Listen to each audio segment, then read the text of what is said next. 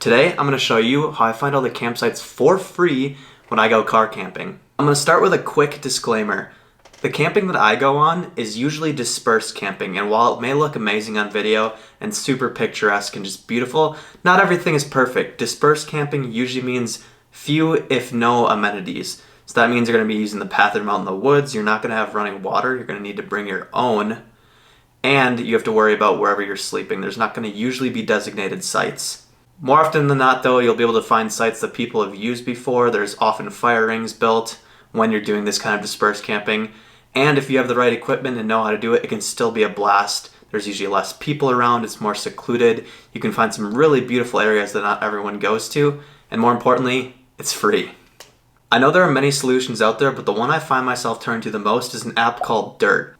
They have both a website and a phone app that you can use. So I'm going to show you on the computer quick how I go and find a free camping site. Alright, so we're going to jump over to the browser here. I'm on thedyrt.com. Of course, the link is going to be in the description below. And this is their homepage. So you can use the search bar to look at areas where you can find free camping. Or if you go up top under Find Camping, you can just search the map around you. So let's say I wanted to go to Arches National Park.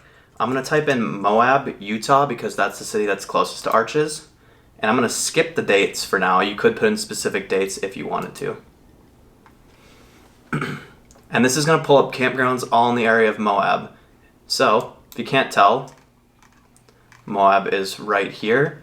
And there's a bunch of icons around, which are all places that have the potential for you to camp at. So, these green dots are reservable campsites that cost money. And that's where the dates apply if you wanted to reserve one of those.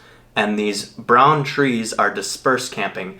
Now, this is the camping that I normally do when I go out car camping. I prefer the dispersed, like I mentioned earlier, because it's free and it's usually a little more away from people. So, if you only wanted to see dispersed, you can go over into the filters, click dispersed, and then view those results. There's also a number of other filters that you could probably see. Some of them are for pro features only. That's if you wanted to pay for Dyrt to get some extra functionality. But like I mentioned, I use this for free, and it's how I find free camping. So let's look around the area here. There's a couple different sites. You can see not all of them have great reviews. Some have 0 reviews. The 0 review ones are a little bit sketchy because you're not sure if that's actually a good campground to go to if no one's been there before and left a review. So I usually stick to one with a review. So let's check out this one. BLM Middle Fork Schaefer, and it's cut off, but clicking on it will open up the campsite itself. And you can see it's got 10 reviews. It's at 5 stars, which is really good for these campsites. And there's some photos that people have left before.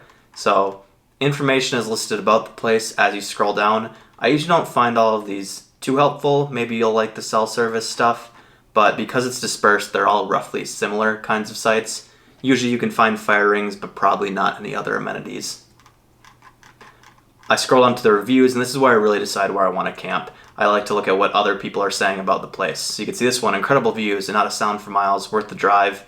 Anyone who does it without 4x4 and good clearance is a beast, or is just okay with trash in their car. So this person's saying you probably want 4x4. That's a good thing to note as you're getting into these sites.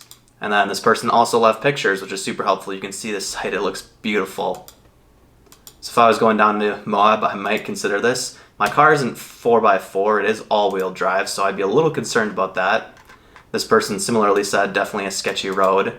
So this is basically what I would do if I was trying to camp in the area and I was looking for different sites. Say I didn't like this one, I could just go back to the campground search, look for a different one. This one down here is called Balcony Arch. Let's open this one up.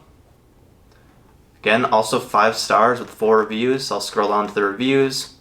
Great spot, maybe 10 minutes from the main road going out of Moab. Okay service, no amenities, pack in, pack out. Obviously you always want to take your trash with you. Excellent Verizon Wi-Fi.